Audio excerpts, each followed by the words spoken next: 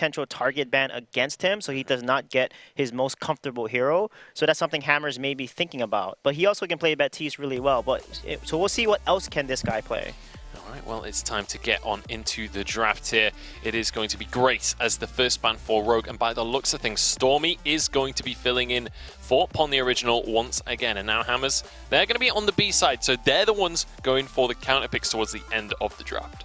Yeah, and they're going to ban away the Baron here, so Lyra left available, and Rogue are going to snatch that one on up. But now Hammers, they could potentially look to get themselves the Catherine. Kestrel, probably. Or the Kestrel is most likely, because they have been so heavily focusing the Kestrel pick. Although yesterday we saw them allow it through, so they are going to go for the Catherine.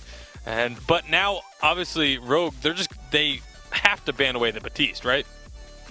You would definitely expect so, but that forces a ban as well. That's a really solid ban to force away. Yeah, for sure. I mean, now, Cameras can ban away a jungler they don't want to face, or maybe Vox. They don't want to give him Vox Lyra, for example. Even though Starting does play Vox, if they are going to see the Baptiste ban, he may pick up that Vox. But Starting has actually preferred Kestrel, and I think he'll probably want to play Kestrel into a Lyra. Because Catherine's actually good into Lyra. Like, the bulwark doesn't stop her stun. And that's something that is a great pick by Hammers here. And that's why the Vox makes sense, because giving Hammy Vox with a Lyra is very, very strong. And then on top of that, he's going to CP a Blackfeather. So they're going to go ahead and take away the Idris here, and Rogue is going to go ahead and ban the Baptiste for sure. The Idris ban is surprising to me because Catherine does counters so well into Idris. Yeah, Cat counters Idris. Why would you... I don't know why you'd be worried about the Idris coming through on the other side, but... that's what they decided to do here. So I have a question for you guys. Is there a world... Okay, Rogue are going to answer my question. I was going to bring up the concept that Rogue are the only team to beat this composition yesterday. Could they have come in a little overconfident, gone against it anyway? They are going to ban the Baptiste anyway, though. So obviously not feeling overconfidence off their game yesterday against Gangstars. Yeah, so Hammers probably will pick the Kestrel, but they may opt for the Vox because Catherine is decent into Kestrel. So they may just take, instead they're going to actually go what we originally talked about, is he's going to secure that Kestrel. Now that leaves open Vox for Rogue and CP Blackfeather here. Alright, well, we'll see which ones they are going to opt for. The Kestrel, definitely something that certain players love to prioritize, but Kestrel definitely seems like one of these picks where you either love it or you hate it. Certain teams will pick it up all the time, but then other teams never touch it. And the reason why Kestrel is good into Lyra is because Lyra is not really a good front line. Kestrel can just throw arrows in front of Lyra and get her low. However, Lyra does have that Imperial Sigil that can heal up her allies, and Lyra will need to build a Metal Jacket against the Kestrel because that Cat Stun with the Kestrel Burst can just delete her. So Rogue is going to go ahead to CP Blackfeather. It's a really good pick because he can ult through. His Rose Offensive can block a stun and any debuffs. Get onto that Kestrel, poke her with his on point once level 8, has a range of 9, so outranges the weapon Kestrel. And then with the Vox, they can just focus on diving in. But they may even opt for Gwen, because Gwen can get out of a cat stun, can review the Kestrel. So Gwen would be a really, really solid pick here for Rogue over Vox, I would say.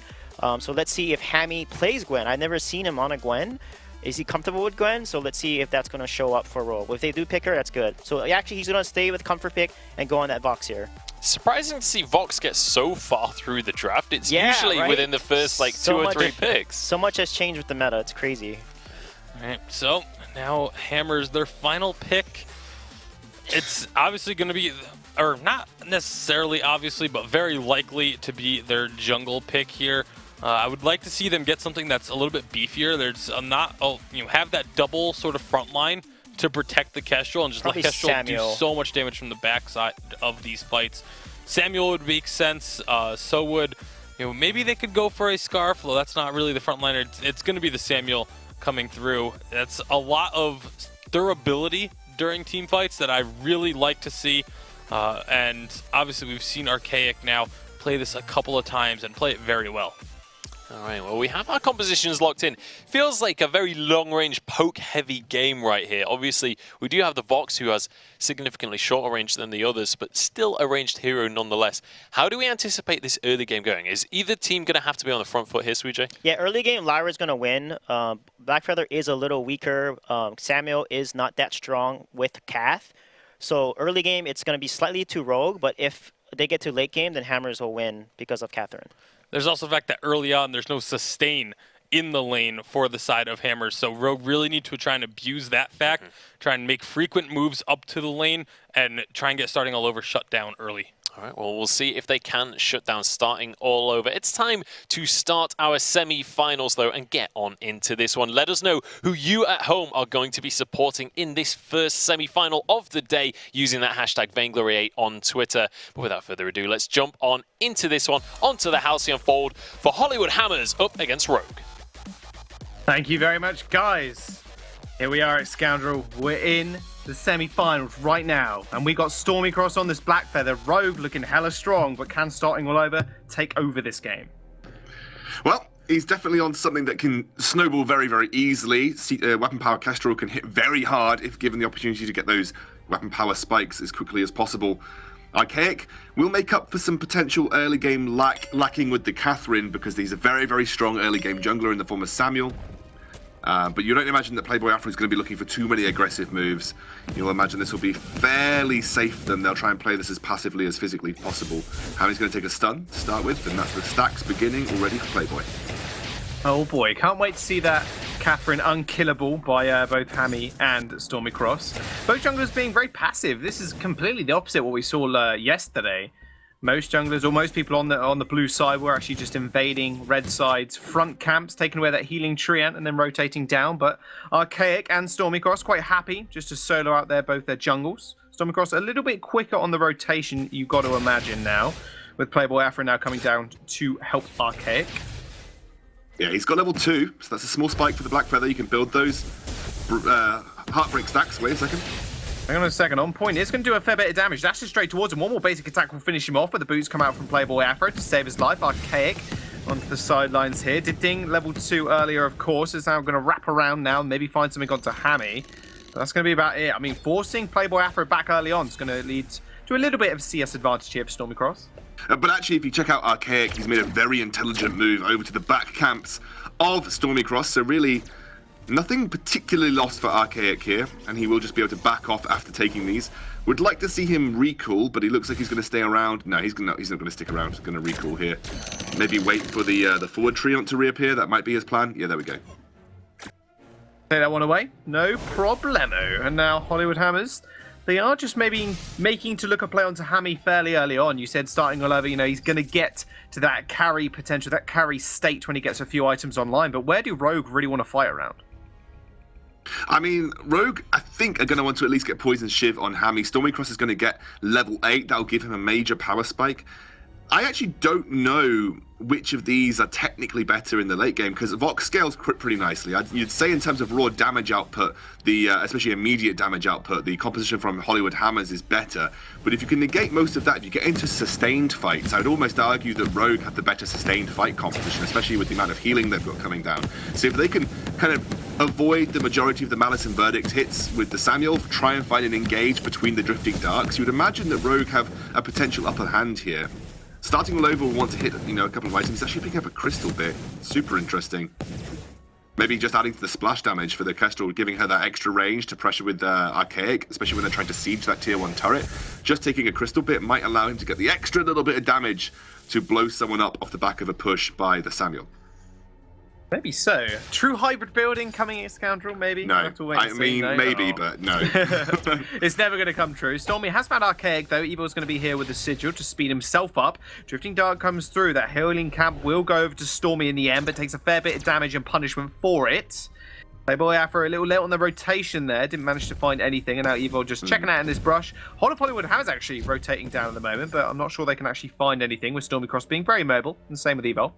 Let's not forget that the CP Blackfeather is what Stormycross essentially destroyed TSM with. This is something that he performed very well on yesterday, so it'd be, you know, almost surprising to see him do poorly on it versus Hammers, who have also looked pretty darn good themselves.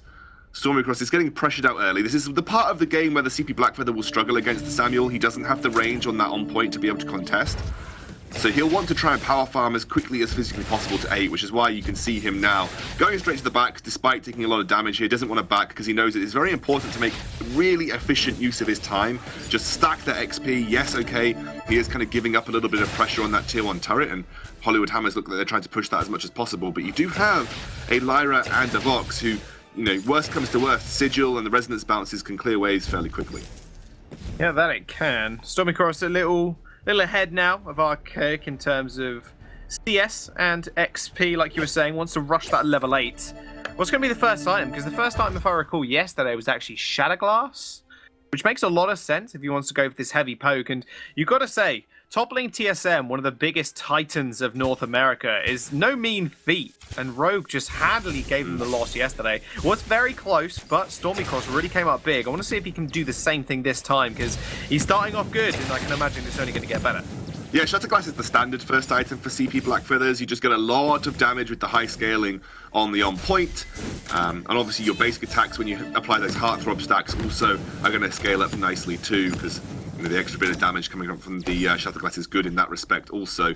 So it's just generally the standard first item for CP Blackfeather. Then he goes into a Broken Myth, because you're already going to slow from on point. So the only thing that you're actually going to be landing realistically that deals CP damage is your on point. So you already get a slow from that. It's a decaying slow, but it is a slow nonetheless. So therefore Frostburn not actually needed as much, because you have that built into your kit regardless. The Siege is so good from Hollywood Hammers because the Samuel and the Kestrel, they've got incredible power to walk up to a turret and just land those abilities on it. And those abilities will start to chunk heavy.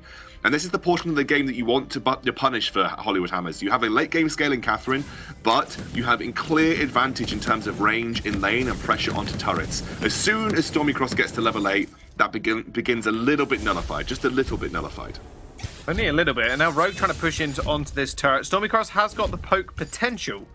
Can't really make anything work from it. And now Rogue are just going to rotate and towards that item shop now. Infusion actually picked up really early for Hammy there. He's actually going to pop that one as well.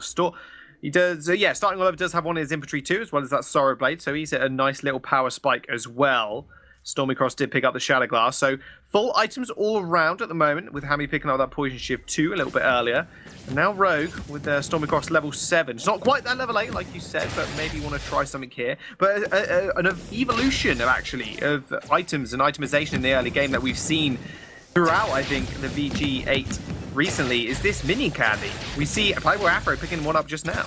I feel like this is something that's happened in Vainglory meta so much, and I think Minion Candy makes a lot of sense for Hollywood Hammers, specifically because if you can get your minions just that much more beefy, it does mean you're going to get more. Whoa, that's an engage. Whoa, that's a big passageway. That's a big bulwark as well. Playboy Afro in the front line, soaking majority of the damage. Speaking of soaking damage, Hammy has to get saved by the fountain there. Stormycross couldn't really find an entrance into that fight. Playboy Afro still fairly low, however. Does force starting all over to come back, to go back there. So Rogue are in a 2v3 for the time being. They're going to get flared out, however. The minions are going to meet them as well. So nice engagement from Evo. As soon as he did that level 6, passageway came out, right bulwark, tried to make something happen. Yeah, and I think that was really good because I think the Minion Candy coming down was going to allow Hollywood Hammers some time to put onto the turret. The reason you buy a Minion Candy for the Catherine here is that you have this kind of composition that if you get enough time with your minions onto turret, you reduce that shield because the minions are in range, you should be able to take turret. So what's going to happen is the Minion Candy is going to buy just that little bit extra time for them to siege onto the first turret and potentially take it. That's why you can see Playboy's picked up yet another Minion Candy here, because the lane shove is just so important to Hollywood Hammers. Finds the stun to Hammy as well. He's taking a fair bit of damage. In fact, Drifting Dart doing a fair bit as well. Starting all over, sends out the one-shot, one-kill, goes a little bit wide. Last Tremor did silence 3 members of Rogue there to stop Stormycroft's advances.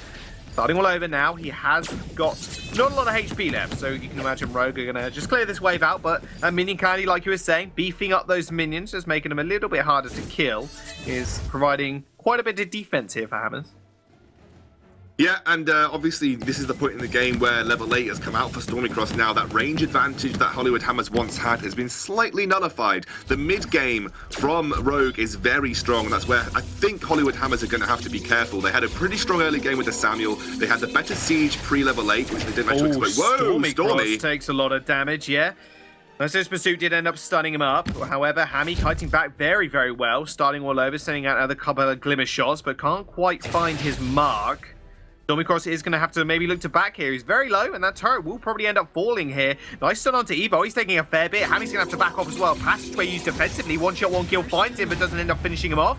Hammy, though, did manage to secure first blood. It did go to Playboy Afro, but that turret will fall, and Hammers will take credit for it. Yes, but they are going to get a good siege back onto the first tier turret of the Hollywood Hammers. So by taking out that Catherine, you've got rid of the use of that fountain, didn't even use the war treads either. So now Rogue have a serious advantage when it comes to trying to take on this and get it down. It looks like it's going to be the case. That looming drifting dart coming through. Hammy's going to get erased here. Stormycross trying to make his way out as well, but I think he's just going to fall. He does, starting all over with the double kill. War treads are popped here. Evo might be in a lot of trouble. Hasn't got too much energy left. Starting all over almost goes down. Fountain heals him up, and Archaic is going to chase him. And they're going to send it back to base. There comes the ace. Hollywood Hammers. They end up turning that one around quite nicely. And there comes the gold miner for a reward. I genuinely think that if Rogue had been more ambitious in that fight, they could have turned it on its head. It was a 2 versus 3 situation. As long as they just committed to dealing with starting all over, who was static casting glimmer shots, I think Stormy and Hammy could have dived onto him pretty quickly. They didn't have the fountain there, for instance, from the Catherine. There was no saving them. It's a very squishy starting all over at this point in time. I think that they were a little bit too scared. I think they could have just dove onto starting, used the sigil to try and keep Hammy alive as long as possible, and they actually could have turned it on its head. But the way they played it, yes, they got the turret, but they gifted over a big gold mine. And it was double, I think it was a double infusion as well for Archaic and starting, and it doesn't look like either Hammy or Stormycross had invested in one at that point. So starting all over and Archaic had infusions for that little engage, and it worked out really well for them. I think starting bought one specifically for that scenario. He is stacking up quite nicely in terms of items as well. Working towards his second monocle. Did pick his one up after that first engagement. Gold miner went over to them as well, so that gold lead is stretching in their favour, but only about 1,000 right now. We are 11 minutes in, and Rogue's mid-game, like you mentioned, is very, very strong. But right now, Hammy is sitting on 2 items. We do have the Shatter Glass and a little bit of Pierce as well for Stormycross. But the problem is they just can't seem to find the fights, and it's really starting all over show. All over again, it feels like Scoundrel. This guy really comes up big and when the situations matter. If I'm honest, that is kind of Hollywood Hammers, and it has been when starting's been on any roster. It went, oh, wait, there's whoa. Oh, passageway, hang on a second. They're trying to buy some massive blast strike with silences. All 3 members of Rogue completely denying them of absolutely anything. They're going to get wiped. That was very easy and very clean from Hammers. They take the ace, and they're just going to take another turret. I don't think you need to do that as Rogue right now. You don't want to dive straight into a situation where the ultimate comes down from Catherine and silences you. Evil didn't have the opportunity. He needed to crucible that Catherine silence to give them the opportunity to use the fountain, to give them the opportunity to continue in that fight. They barreled in. I don't really think they had a clear plan of what they were aiming to do. Stormycross has got a decent range now. He's got a good ability to poke down these squishy targets. They don't need to make those kind of back plays unless they feel like they are getting poked out. That wasn't even getting poked out. They just committed to a fight that I don't think they really had a plan for. Again, you know, if you jump into a fight like that directly on a Catherine where she makes it so easy for her to land a 3-man ultimate, you better be damn sure that you're going to crucible it.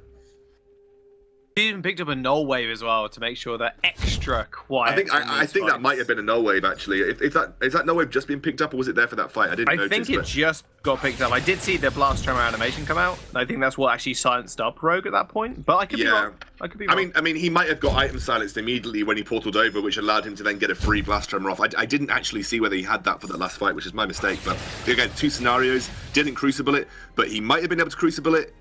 If he didn't get null wave gauntlet, but if he did have the null wave gauntlet at that point, then obviously that's going to be tough because you need your own reflex block when the null wave gauntlet comes out. And it looks like that's what Evo's going for right now. That or the war treads. Oh, Hammers, they've really taken the game by the reins. It's already now. Oh, wait for it. Almost actually stole that gold miner, but they do end up securing it. Another 186 gold payout for them. We're 3 minutes ago, there was only 1,000 gold lead. There was only 3-1, and now Hollywood Hammers once again finding another race. They've cracked the base even of Rogue. This is not the same Rogue we saw yesterday. Oh, it's not indeed. I mean, it looks like Hammers have just tipped this right on its head.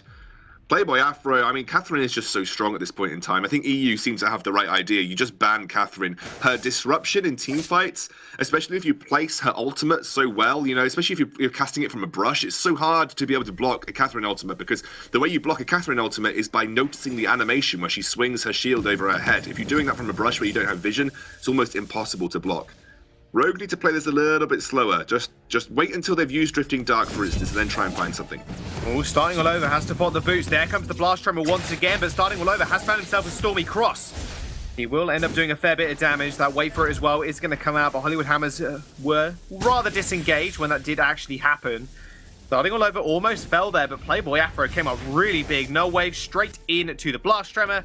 just silence everybody member of Rogue, and that was really about it. That's going to be the team fights I can imagine for the next 10 minutes. Yeah, but that's kind of what Catherine does. Maybe you see Playboy work towards an Atlas Pauldrons for Hammy, and then he might end up getting an Echo after that. I still would have always prefer the Echo over the Null Wave Gordon, I feel, but they're going to go for a fight. They're going to go for a little fight. Hammy does get stunned up, but Playboy Afro can't make anything of this. Has got Null Wave, but no Tremor to be had by him at the moment.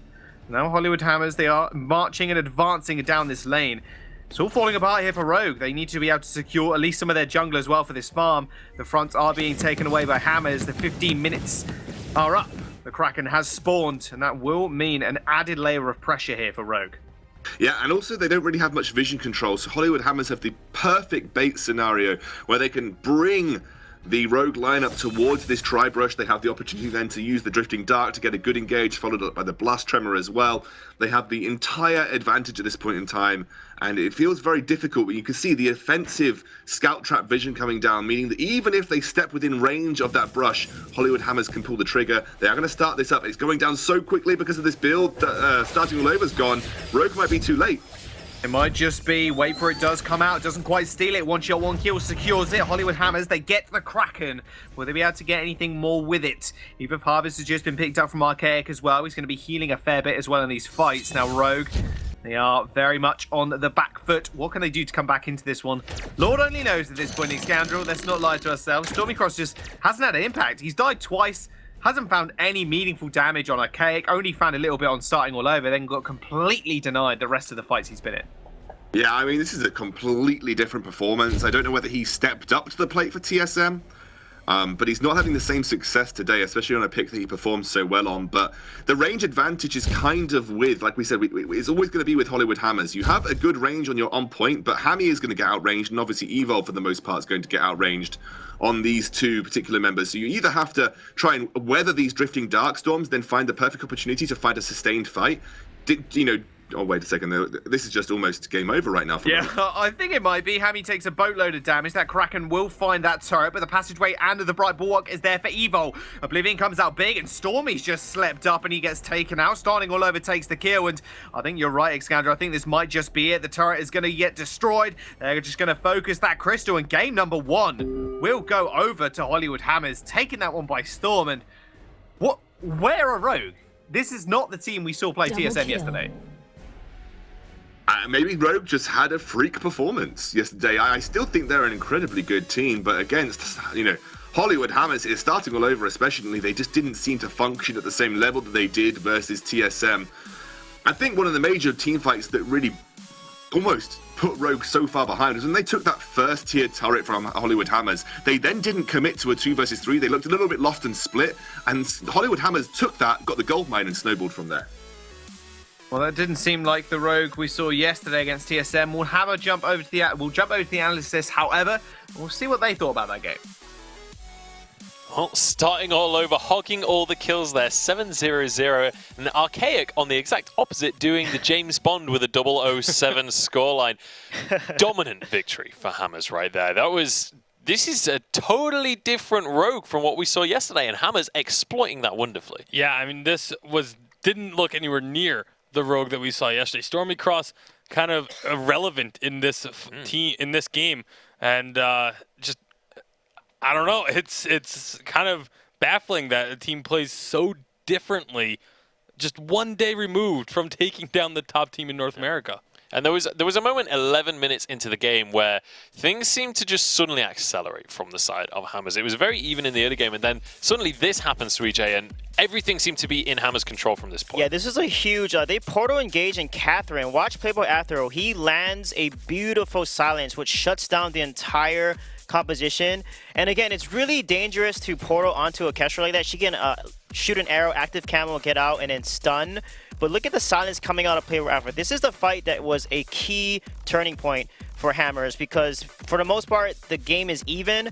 And when he lands this silence, the entire team is then deleted. They get the ace, and the Hammers pushes, gets the turret, gold mine, and their lead just continues from there. Yeah, and this was, we heard Scoundrel saying, if there was the item silence during that fight, then it makes a lot more sense, but there wasn't. It was just straight up a blast tremor not being blocked, which is such an important thing. It's very difficult. It's one of the more difficult abilities to block, but you have to be able to block it at this top level of play. Yeah, for sure. Let's bear in mind, this is the professional league, right? There's no space for error at this stage. And Hammers obviously snowballed that into a victory. They managed to take a 17-minute in the game, and this is just their final push as they're kind of just finishing the job here. And Stormy, despite getting his signature Black Feather pick, just not able to perform in the same way as yesterday. And bear in mind, he's our player to watch. He was the guy that we were coming in with a huge amount of hype behind him. You have to be asking questions about what went wrong overnight. Evo had the right thing, portal gauging onto Kestrel, and he flared immediately. You want to flare once she goes active camo, and then the active camo, she went down, and they lost vision on her. So it's very important to place the flare in a position where you think Kestrel is going to run away. She's obviously not going to run towards the base, but probably away. So I felt like if the flare was in the right position, maybe they could have killed Kestrel and then prevent the game from ending there. Yeah, potentially find a way back in, but definitely a much quicker game than some of the ones we saw in Europe earlier on today. We had, what, a 35-minute game at one point? Going straight on in with a 17-minute game, much, much quicker here. Are we expecting a similar performance here coming into Game 2? Do things have to change for Rogue? Like, was this a matter of the draft not being up to scratch, or was this just execution? This was execution, 100%. The draft wasn't terrible. It wasn't a bad draft at all. It just was not played very well. Rogue just looked flat, and Hammers took advantage of it at every turn. All right. Is there anything that Rogue need to do in this draft to change it so that execution is less of a matter, maybe a different composition that is easier to get going? Yeah, I think the key is Evo. If Evo plays really well, the team shines, and I felt like in that game his performance was a little lackluster because he didn't block silence, which he's really good at. He didn't flare properly, he didn't keep vision on Kestrel. When they pushed that turret in that one game and they got the first turret, there's no vision on Kestrel, and she just blew up Hammy, and you gotta keep vision on Kestrel. Well, we'll see if that's going to be something they can bring to pass here in game number 2. Hammers going over towards that A side and banning away the Baron. And then Rogue going to answer with a Grace, which leaves a few things open for the first pick. We've seen Catherine start to get first picked a little bit. That's kind of sneaking in here. Yeah, I think Catherine will be first picked here because he had so much success on it against Rogue. So now Rogue has to make a decision. Are they going to go ahead and take that Lyra, or are they going to go ahead and try a different draft strategy and try playing with like a Lance against her, etc.? Because Lyra, again, is not that good into Cat because of her stun and her silence that can land on the team. The heals won't do anything if you're silenced. All right, well, we'll see what Rogue are going to do to answer this Catherine. Definitely a difficult decision, but when we start to get towards these bans, you've got to assume that Rogue at some point have to take Batiste off the table here. Yeah, they do. So they're going to take Batiste here and potentially run it as captain here, and then ban away the Kestrel, which is extremely smart from the side of Rogue here. That's something that's starting is his comfort pick. He loves playing that Kestrel. He's very clever and sneaky with it. We saw him dominate on it last game as well. For sure. So now Hammers here will probably ban away key support they don't want to deal with, so it's going to be Lyra. With the Catherine and the Batiste both being picked up, obviously not going to have a chance of that combo, but we could still see the Vox come through Vox will and have that, here. that big AoE, denial of abilities or items coming through, which is so important too. That's why this composition is so strong, of just having that double big AoE. So right, Vox is still a very strong pick. Yeah, here. I think Rogue will most likely pick Vox because he has a silence along with Batiste captain. Most likely, I think they'll run captain depending what Hammers picks here. Will be a very good choice because the way that they want this composition to work is you want to keep your last pick open to counter pick the jungler. They're going to go with Glaive actually and give over Hammer's Vox. And starting with Vox and Cath can play into a Glaive pretty well here. So it's an interesting draft decision by Rogue.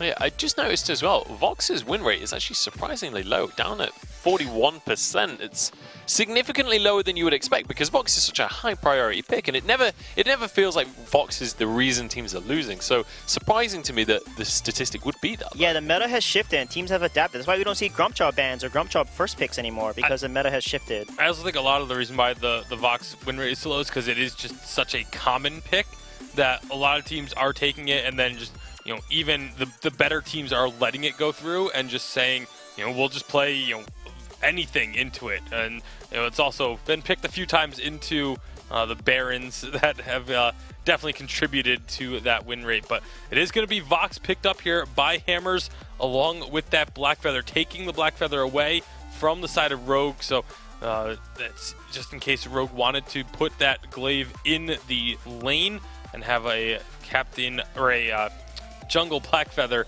It's not going to be available to them this time. So I would expect very much to see this be the Captain Batiste, like Sweetjay was mentioning earlier, and just go for something like the Samuel, maybe a Scarf into this Hammers lineup. Oh, wow, But they're they're going with the Jungle going Batiste. to make it a Jungle Batiste with the Arden. We saw this from Stormycross yesterday. This was one of the heroes that he did an excellent job on, and it means that Arden is going to be the captain for Evil. And now looking at these compositions then, how do we feel this is going to pan out? Do we feel like Hammers are just going to take control of the early game once again and snowball to a victory? I feel like they should be able to. They have a lot of damage once they get into the mid game especially, and they can just focus onto the Batiste. Just blow Batiste up in an instant, and he's not going to be able to really contribute to the same level as they're going to need Stormycross to be able to contribute. All right, so for the Rogue fans out there, Sweetjay, what can Rogue do to deny that from coming to pass? Evo needs to play a lot better, block the silences, land amazing gauntlet stuns, glaive afterburn into gauntlet combos, and they're going to win this match. But if Catherine gets to late game again, be a tough match. All right, so a lot of pressure on Evol's shoulders. We'll see if he can live up to that. Make sure to get involved on social media. Let us know who you are supporting, whether you want this to go to 3 games or whether you want Hammers to finish things off. Hashtag Vainglory8 on Twitter. But let's get on into game number 2 of our first semi-final. It's the Hollywood Hammers against Rogue. Hey, thanks guys. Once again, Hollywood Hammers, here we go. Round number 2 for them. And now this time it's Scoundrel, Archaic. He's got that Black Feather. And I'm sure he wants to show Stormycross what he can do. Yeah, they've also got Playboy Afro on the Catherine again, something that has been so hotly contested in the captain role. It's almost been a rocket leap for Catherine from something that's considered kind of meta. People were playing it every so often because of the insane late games you can get because of her heroic perk, but now it's almost become pick banned for almost every region. European, it was banned almost every game. I think it was every game. And North America, we're seeing it on such a priority. She's going to go and start those stacks up again already. Hammy in the lane that he should receive a little bit of punishment, but he's got the light armor and the Bookie Eulogies. And like I always say about Bookie Eulogies, it really helps prevent punishing matchups in lane because you can just sustain so nicely off the back of it. And alongside Iron Guard contract, I don't expect Hammy to be going down low anytime soon. Most trades will be able to soak back up nicely by killing those minions. I absolutely concur. And one thing I've noticed about this, I sounded really sarcastic, and I realise that now, Iskander. I'm sorry, but I do completely agree. Okay, good stuff. Now here we go. There's a fight down in the bottom side of the jungle. Archaic is going to get jumped on here. Stormycross has found his revenge. Archaic, that is my Black Feather. You cannot take it off me. Playboy Afro is going to get the stun. Archaic gets the small amount of shielding. Rogue really want to finish this kill off. Can Stormycross do it? Evo with that Vanguard. There comes the Ordain. Archaic jumps straight back in. First blood for Stormycross though. He finds his revenge, and now he's trying to find Playboy Afro as well. Does get the stun on him. Stormycross, don't think he can chase this. Those bad mojos are slowing Playboy Afro, but that potion is healing him a fair bit right now. Ordain comes out once more, but here we go. It does mean Archaic does spawn. Actually popping those boots fairly early. Rogue will escape. I think he was coming in to try and catch Stormycross, who didn't want to hang around. He knew that Catherine had bought enough time. Oh, great rotation by starting. Beautiful rotation from starting all over. The target is going to be Evo, though. They're going to leave Stormycross alive for the moment. Will be a revenge coming through for Archaic. Does find the kill onto Evil. Now Stormycross running for the hills. Actually going to get the healing camp here. That's a big deal for him. Archaic and Playboy are probably going to be forced away because the level advantage that Stormycross has and the fact that he's going to be healing quite consistently. Looks like Playboy's going to try and do his best to body block this. Will do. Archaic will get something for his toils and will get a forward camp steal. Maybe now go towards his Elder Treant in mid because they know that Stormycross is going to be taking his back doubles because they are up and he wants to secure them. The Hammers do counteract some of that early aggression and get something back on their terms. Haven't lost much for it either. In fact, gained a little bit on that next rotation of the camp takes. Let's look at the compositions now, because Rogue right now, they're looking to run an isolation composition. They want to isolate one target, take them out of the field, and then fight the 2v3. You got Hammy for the displacement, Stormycross with the Ordain, and Evo, when he hits that level 6, he's going to provide that nice whole hunk of gauntlet to assist the rest of the team. Now, how do Hammers actually play into this? Because they've got a lot of mobility, and Playboy Afro, he has been on fire on this Catherine, and a silence really can disrupt a team fight. Yeah, the silence is going to really put pressure onto the Rogue lineup. Rogue want to get that Afterburn Batiste Ordained combo off, and what I like about the Afterburn and Ordained combination is that if you don't reflex block the Afterburn, you get knocked into the Ordained stun regardless. So it's almost like a double stun with the extra damage as well coming through from the Ordained. But if you do reflex block the Afterburn when you're Ordained, you are going to get stuck in the Ordained regardless because you won't have another reflex block. Hammy Speaking of overextending. Afterburn though, Hammy, I don't know if it was Hammy overextending or Evo just going very low next to his turret. Did Afterburn in to save Evo's life. Stormy Cross is going to be here though. Ordained is going to come down, is going to find Starting All Over. Do they have to do anything with this? Yeah, apparently yes they can. Starting All Over just gets deleted. And hang on a second, Playboy Afro in the sidelines is going to get deleted by Hammy here as well. Rogue really coming back with a vengeance in this game. Hollywood Hammers, they lose 2 members now, and Rogue have the presence in the wave. A pause comes out here. We'll have to wonder what has happened. Usually pauses only come out for pretty emergency situations, so I imagine something must have happened maybe on the side of the Hollywood Hammers. Just getting someone to reconnect or something along those lines. Find out as soon as we can, and then we'll be able to relay that information to you. Yeah, this has been a pretty aggressive start. I mean, you've got a very good couple of early levels coming out from the Rogue lineup. You've got a Glaive who can set things up so nicely and gank nicely in the early game, and like you said, you've got such a powerful combination between the Batiste Ordained and the Glaive Afterburn that locking down a singular target is very easy and very quick to do for the Rogue lineup. The longer this goes, though, the higher in terms of items and heroic perk stacks that Playboy Afro gets on this Catherine, the harder and harder it is going to be for Rogue to function in these fights. The later game we go, the easier it is for Starting All Over to juke because you'll have that Sonic Zoom overdriven eventually. And Archaic, once he gets to level 8, won't have to commit himself as hard because you'll have that extended range on point. So early game really is where I think Rogue need to start to run away with this, because I feel when they get to the late game, they just get outranged incredibly hard, and these team fights are going to be so well controlled by the Catherine. So early game is where you need to start snowballing for Rogue. They've set the foundation for that, Jaws. They just need to keep going with it. Keep rolling. What a perfect time to end your sentence as well. It's almost like you predicted the unpause there.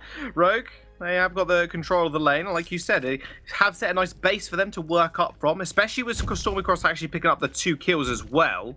It's going to help him a whole bunch. Same with Hammy picking up that one. Oh, Afterburn in. Starting All Over is going to be there to get escorted nice and safely by Playboy Afro. Now, Hammy, he's making very aggressive moves here, but you got to say, he has to in some regard. And actually, Sweet J on the desk said there's a lot of pressure on Evo in this game. In this game number 2, there is this pressure at level 6 to be able to not only block these silences, but to pin people in with these crucibles as well. Yeah. He's able to achieve that.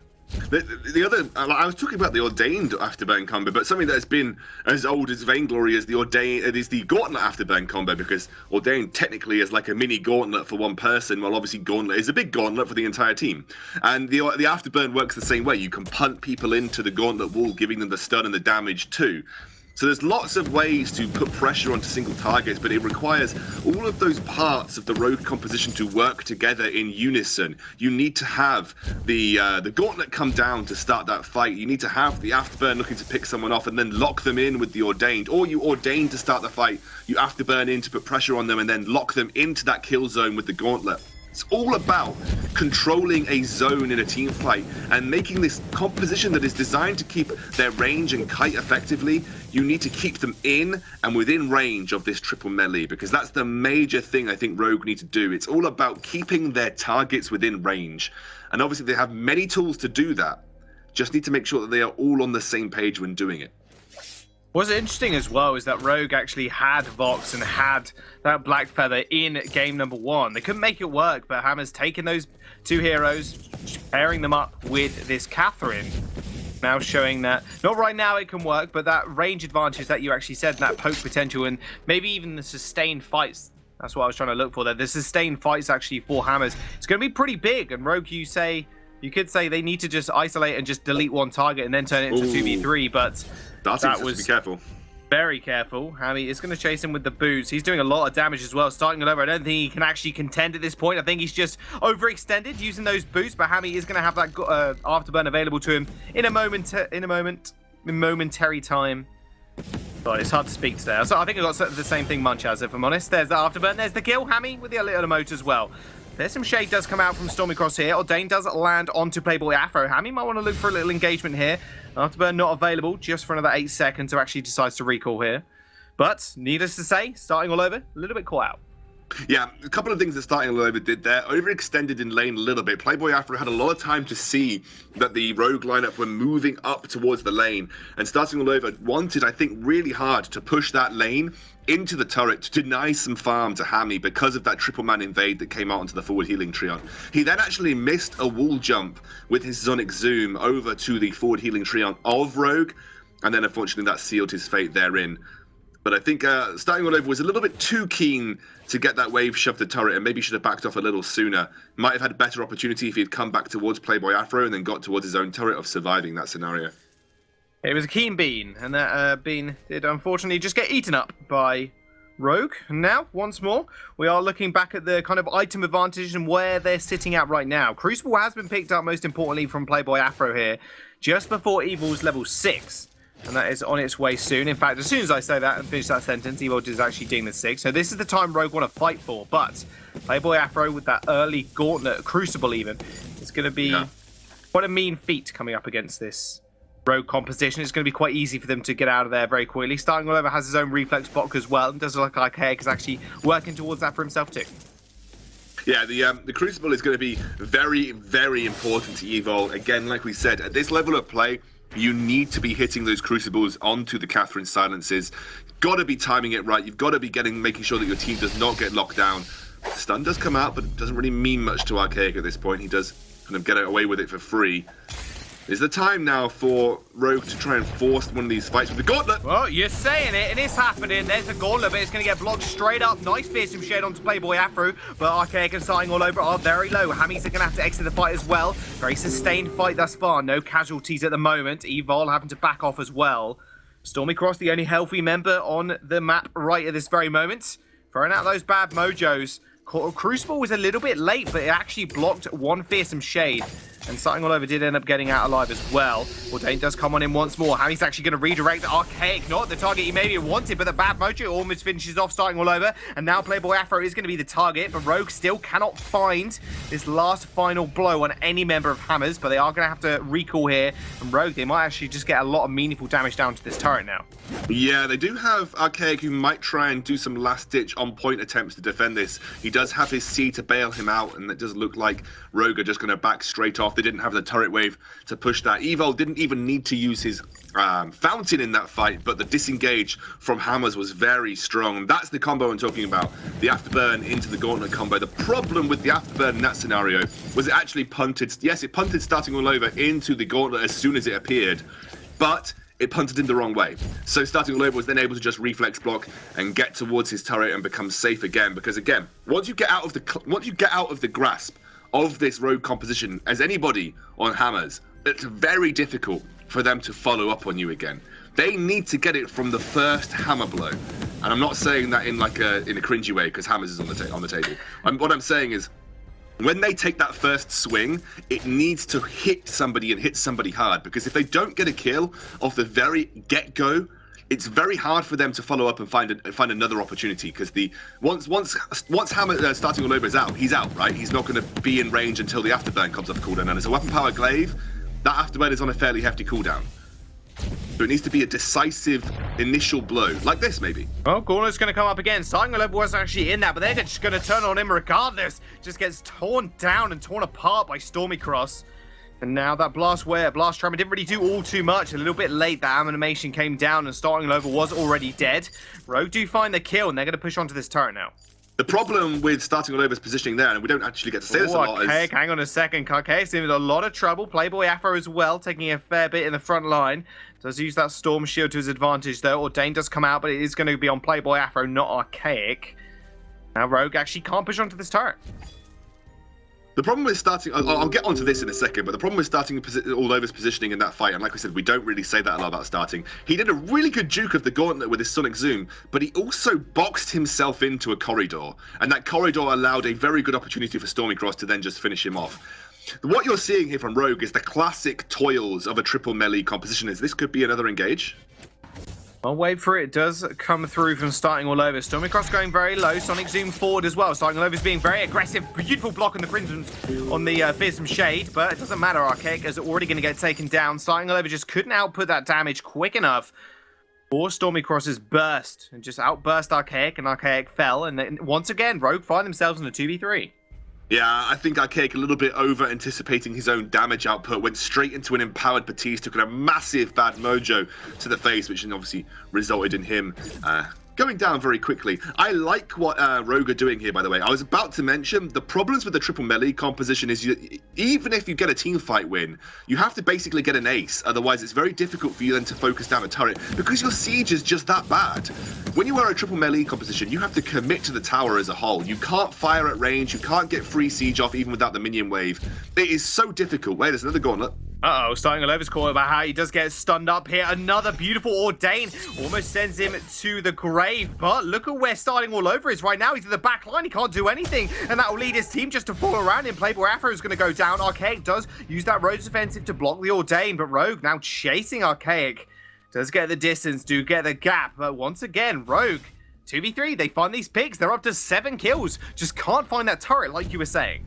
Not sure why Hammers felt the need to 2 versus 3 there. But they did. I mean, that kind of speaks to the whole fight itself. It was a 2 versus 3 and they walked into it themselves. What Rogue have done here is the better way to try and snowball as a triple melee. It is, unless you get a decisive ace, it is very difficult to take a turret because it's so hard to siege properly as a triple melee composition because you put yourself in the firing line. If you accidentally hit an enemy hero, you're all in range of the tower, so the tower will just turn its attention onto you and then you're going to get forced back. And it's so easy as Hammers to just tank like a Batiste Bad Mojo, for instance, or tank a Glaive Cleave, and then just have the tower turn onto their target. So as a triple melee, so hard to siege a turret. But what they have done is take an opportunity or an area where they can win, which is in the gold mine. Take a fully stacked gold mine because it's so easy to commit to that, and Hammers can't really do much about it. So that was the proper way, I think, to start the snowball process for Rogue. Unless you get a clean ace, again, very difficult to take a tower, so just go for gold mine. Easier to go for gold mine, and it draws the Hammers roster to you. What is starting all over doing? I don't know, he's called out a lot. There we go, he goes down. That was instantaneous. Now Rogue are going to chase onto Archaic, but the boots have been popped from Playboy and Archaic. They do end up getting out of there. Broken Myth picked up by him on the way, on the exit of that fight. Now Rogue, they need to commit themselves to this turret, but will they be able to do it? I don't think so. They got good positioning. Has got a lot of damage. They got good positioning, but once Playboy Afro gets there again, like, it's so difficult to commit to a turret. You should just stand in front. They might actually get this. Yeah, they do end up taking it down. So starting all over, yeah, like you said, was completely out of position. Hammy was over the wall, just ready to afterburn him to his demise. Perfect positioning from Hammy. It wasn't even completely out of position. I mean, it was completely out of position, but it was just really weird decision-making. Like, you know there's a glaive. You know that glaive's probably above you. I don't know what in your mind says, I think I can solo contest this forward triumph without the backup of my team. Basically was asking to get ordained in that situation, followed by an afterburn. It was just a very, very weird play by starting all over that it gifted the first tower, or the first turret over to Rogue, and it didn't need to happen. You know, that was basically giving it away for free, and it didn't need to happen. But, you know, like you said, he's now got that 3-item spike. He's got Aegis already. He's finished his coat of plates now. Getting towards a very beefy and mobile Vox in the late game. And that's where he's going to find his success versus this Rogue lineup. Triple melee lineup. It's been working out for them. They have found the kills. They just really haven't found anything else. There goes the turret. Hammers will find it. Starting all over, gets repositioned. Gauntlet comes down as well. And now Evo is in a 2v1. Beautiful blast. Tremor silences up 2 members, but Rogue still find the kill on starting all over. They are going to chase this one. Ordain does come down. Archaic once more blocking it with that Rose offensive, but there's Playboy Afro. Now he's in the midst of the lineup. Stormycross is just going to chase Archaic. Archaic, I think you're going to go down, buddy. That bad mojo is hella strong at the moment. Shatter Glass and a lot of Pierce as well, even with the clockwork. Okay, it does get out nice and alive, but Rogue still going to take a majority of Hammer's jungle. They're going to get the backs here. I don't know whether they'll get Crystal Sentry, but denying the backs is still very important. An easy source of gold for the enemy jungler at this stage in the game, and getting it out means he doesn't get a rotation for free. Gotta say, props to Evo that fight. That gauntlet was so good at splitting up the Hollywood Hammers composition. And what you want to do as Hollywood Hammers, ideally, is if starting is going to be focused, the best place for him to kite is back towards his Catherine so she can peel for him, back towards Archaic so he can slow down with the on point. Starting was actually forced to use his Sonic Zoom towards the Rogue's base, which split him entirely and made him such an easy target for them, and it was all set up by a really nice gauntlet from Evo. I think Starting needs to be really wary of his positioning here, because if he splits from the team, he's as good as dead. He needs to be essentially trying to sit on Playboy Afro as much as physically possible. Rogue have a 3,000 gold lead. They are up 8 kills as well. However, the turret lead is 1-1 right now. That is the turret score on your screens. It's not a lie. Hammers, they've, you know, hemorrhaged a few kills, hemorrhaged a few deaths even, but now Rogue just can't seem to find these fights, and now Hammers maybe trying to set something up here. Here comes the wait for it. Doesn't really land on anybody of Rogue, in fact, no one at all. The gauntlet does come down. Now, Starting all over is in the middle of this one. Another gauntlet as well. The Echo. Oh my goodness, that looks beautiful. There comes the Fearsome Shade as well. It's going to erase Starting all over once more for his 6th kill of the game, but however, Archaic is going absolutely crazy in the backline, but Stormy Cross is just too much of a match for him. Ordain and a few bad mojos will finish him off, and now Rogue find themselves with 2 kills. That Kraken is on the board. How have they got the damage for it, though? Oh, the Echo Gauntlet, so good at limiting mobility of a highly mobile carry. Stormy Cross and Evil, I think they might struggle to take this Kraken easily here, and Catherine should be able to do a good job of just disrupting this. It will go down when Stormy Cross has got that empowered bad mojo, however. It's starting to sort of chunk its way forward, but Catherine, Playboy Afro should be able to do enough to distract this. Stormy Cross doing a great job of zoning out, and Playboy Afro doesn't want to commit too hard. Evol's pretty low. What does Playboy Afro do here? He does have Blast Charm, but maybe he uses that to execute Evol. In fact, Hammy is going to be here as well with the reposition. Fearsome Shade comes out, and that just leads to the secure for Rogue on that Kraken. Playboy Afro fairly low. Mercer's pursuit to get out of combat. And now Rogue, they've got the advantage, they've got the kills, and they've got the Kraken that they needed. And now, what do they do with it? We were criticizing Stormy for a poor game last game, but this guy's now 7-0-3 on Batiste. His build path illustrates a build path that has been free to go full offense without the much need for defense at all. The only thing he has to worry about is the on-point damage. No one else is actually threatening Stormy Cross, because all of Hammer's roster is designed to kite and play defensively and keep Starting all over invulnerable. But Stormy Cross has been allowed, basically for free, to sit on the backline and spam bad mojos, which is basically what he's been doing, with little worry for Starting all over actually applying damage to him, because Starting all over is continuously hunted by this massive CC chain that Rogue roster are trying to put together. Oh, wait for it does come out to silence one. Now, that's a beautiful block there on the Fearsome Shade. Hollywood Hammer's just creating a little bit of space for themselves to just take out this Kraken. One turret was taken here. Will they be able to take this next one? I'm not sure. That's a lot of damage. That Kraken needs a couple more swings as well. Hollywood Hammers, they don't hemorrhage too much, but you got to say, Rogue, they are making the decisive calls, and they're making them work. Echo is up in 5 seconds. Gauntlet is now available. Evo is looking for another fight here. And let's touch on Stormy again really quick, Scoundrel. You got to say then, looking at last game's performance, looking at the performance yesterday and this game right now, he really does seem to be a feast or famine player. But also, yeah, I can kind of see that. I think he just struggled into the composition that was brought by Hammers last time round. You know, he was just getting outranged by the Samuel for the most part. Couldn't really do much to deal with the Kestrel with a similar range with her Glimmer shots. I think what's more important is that this guy is a sub for, you know, technically a new sub for the Rogue roster. He's replacing a very popular and very well-known jungler called Pon the Original. And is performing, yes, one bad performance last game, but, you know, performed probably the performance of his life against TSM, and is now stepped up on this Batiste and built incredibly smart as well, knowing he can essentially go for the offensive build path for free, because there's no way that he gets really punished on the backline. Look at this, Starting all over completely split from his lineup again. He's going to be rushed down, you think, here by the Rogue guys. He's just going to get caught out, repositioned completely by Hammy, but actually it just led him to safety. He just caught him back with that Sonic Zoom. There comes the Gauntlet as well. Ordain's going to be big, but that Fearsome Shade's going to be even bigger. Double Gauntlet now for the side of Rogue. Playboy Afro completely caught out, just trying to kill Hammy, but it's not enough. Damage not there for the Catherine, and that will be one member down there for Hollywood Hammers. Now Rogue, they're going to set their sights on the rest of their jungle.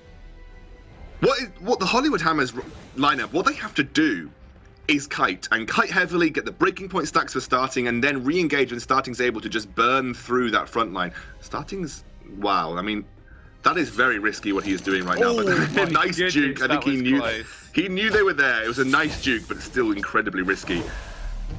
Catherine's going to be up in 20 seconds. There is a bit of a time period for the Rogue lineup to start this Kraken if they so choose. The Crystal Infusion is going to make the Gauntlet walls hit harder, and now that there are 2 of them to contend with, that's even harder for Starting all over. Starting's gone for an Atlas Pauldrons, by the way, because he's afraid, I think, of Hammy here, and I like that a lot. It also does do well into Batiste. People often don't underestimate how Atlas Pauldrons can actually affect Batiste. Every basic attack that Batiste lands helps him stack a soul for his empowerment. So if you slow his basic attacks, you are going to slow his ability to stack those souls. It's a small interaction, but a good one nonetheless. War Treads as well, Starting all over looking to be beefy as possible. Yes, he is. He wants to get out of there as quick as possible as well. Double War Treads on the side of Hammers. Pretty terrifying. Okay, hasn't got past that tier 1 boots at the moment. Hammers, they can't make these proactive plays, it seems. That's all on Rogue. They just need to respond to the aggression. The game's not over yet, though. 2,000 still. The gold lead isn't growing by any stretch of the imagination. We are 22 minutes in. The gold, not really all there for Rogue. It's just really the kills. The kills do look good, though. You got to say, Stormy with 8 of those, he's feeling pretty good himself. And now Hammers taking a very aggressive positioning in their jungle.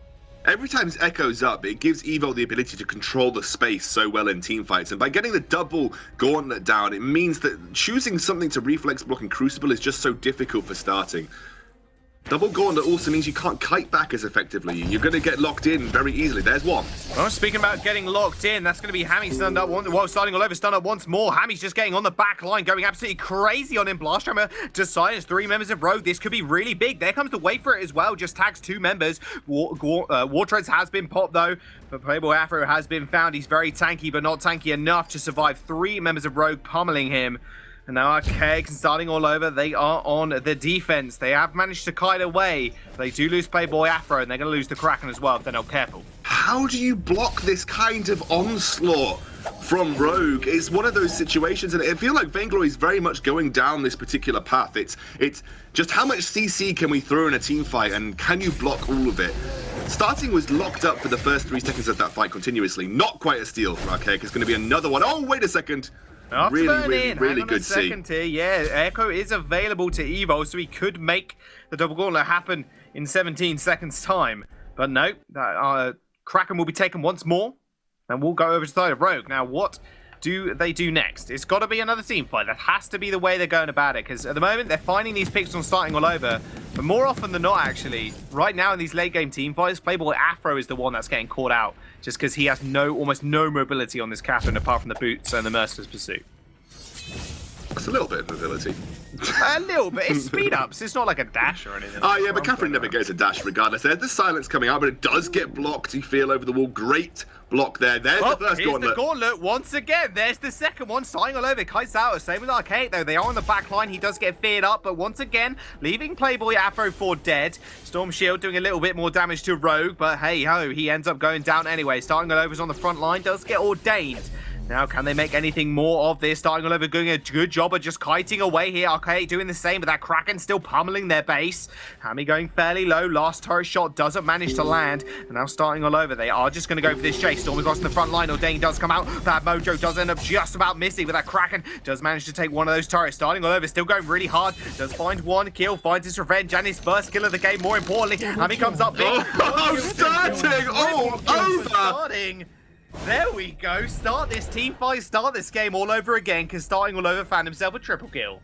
Just when you start to think that he can't do it, it's just not possible, these team fights are just too hard for him to navigate, he comes up clutch at the last moment. Every single time this guy does this, every single time, it requires a clutch ranged weapon power play.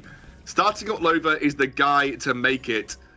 Knew his limits there against Stormy Cross, knew his limits to chase down Evo, and got that final basic attack on Hammy when Hammy tried to surprise him. What can't this kid do? I don't know. Solo carry this game, Xscoundrel, and I think he's just about to come online. We'll have to wait and see, as Hammers, they are going to be able to chunk some of Rogue's base, but is it going to be enough here? There's only one turret standing between Rogue now and winning this game. And they could quite easily go for a backdoor as well. That is the possibility. And that's going to be the problem for Starting.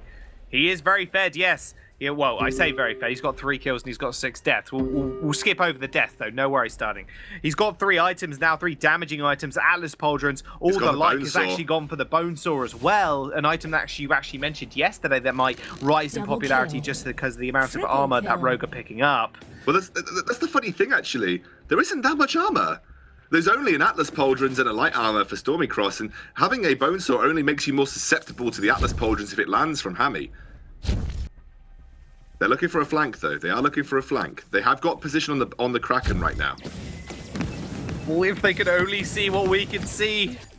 Now, I'm just going to go for this turret, it seems. Now they've revealed themselves. Now, Rogue, they're going to have to make the proactive plays. Now they got vision. This is the Evo's time. Silencers come out, lands on 2 members. Wait for it's going to meet Stormycross as well. He's going to redirect. Starting, they're just going to jump straight on him. Gauntlet goes and stuns him up, but here comes the fearsome Shade. He's going to land onto 3 people there. They're still kiting back. Hammers, they are on the wrong side of the map, but it doesn't seem to matter whatsoever. Archaic almost takes out Stormycross. He ends up finding the kill down. Is this the comeback we're seeing right here, Scoundrel? Evo is going to be the next on the menu for them. They're just going to eat him alive, it seems. He's got no mobility. He can't really go anywhere whatsoever. In fact, starting it over is just going to take one of those camps. Thank you very much. And Evo is going to be the next target. Archaic finds a kill. And now Hammy, Hammers even. They are just going to be able to find this lane. Hammy is the only one alive. And now they've got the poke and siege potential with Scoundrel, which they had earlier, but just couldn't make it work.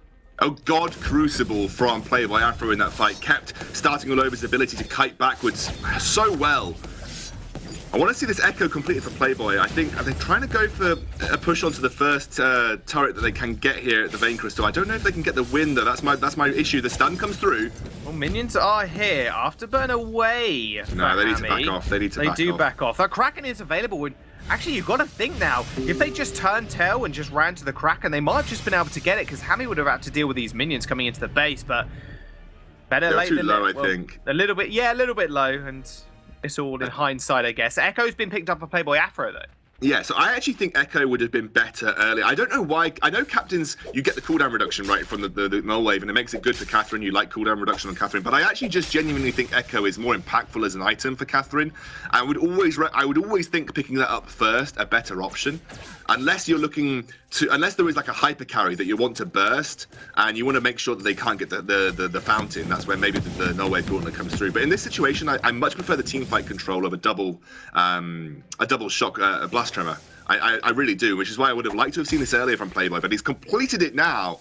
And this should allow us Hammers a little bit better in terms of team fight control. They're not going to get spotted out by this flare. Oh no, that's the big silence. Hammy's going to find himself on the back line, but starting all over. He's already got his sights set on Stormycross. He's just going to jump straight on him. Gauntlet comes down, but that's already Stormycross going down here. Okay, it's fairly low. Double Gauntlet. I can't even see what's going on. Too many colours on the screen. Scoundrel. Hammy goes down, and Evo is going to fall as well. I think this might just be the end of the game. Hammers, they turn this one around. Archaic finds his own triple kill, and they're just going to take the series. Hammers 2-0ing Rogue on what looked as such a devastating performance in the early game.